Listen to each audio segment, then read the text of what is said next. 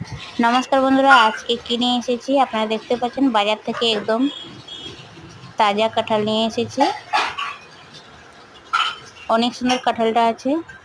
কাঁঠালটা ঠিক করে কেটে ধুয়ে নেব। কাঁঠাল ঠিক করে কেটে ধুয়ে নিয়েছি। এইভাবে কাঁঠালটা কেটেছি। কাঁঠালে আলু মেলালে অনেক ভালো লাগে খেতে। তেল গরম হয়েছে, দিয়ে দেবো 5 ফোড়ন, তেজপাতা, তারপরে দিয়ে দেবো পেঁয়াজ কুচি।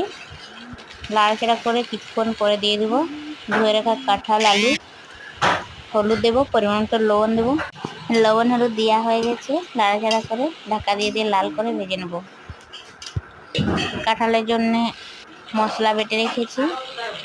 আদা, রসুন, শুকনো লঙ্কা, জিরে, গোলকি, লং, এলাচ, দারচিনি মেয়ে করে বেটে রেখেছি। কাঁঠাল ঠিক করে ভাজা হয়ে গেছে, দিয়ে দেবো মশলা। ঢাকা দিয়ে আবার কষে নেব।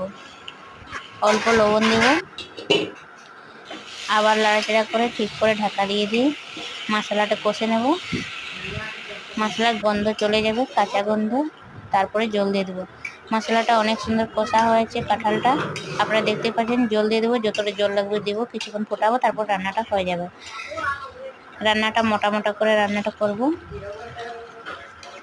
আপনারা দেখতে পাচ্ছেন এইভাবে রান্নাটা হয়েছে। অনেক সুন্দর কালার হয়েছে, অনেক সুন্দর গন্ধ বেরোচ্ছে, খেতে অনেক ভালো লাগছে, অনেক সুন্দর সিদ্ধ হয়েছে।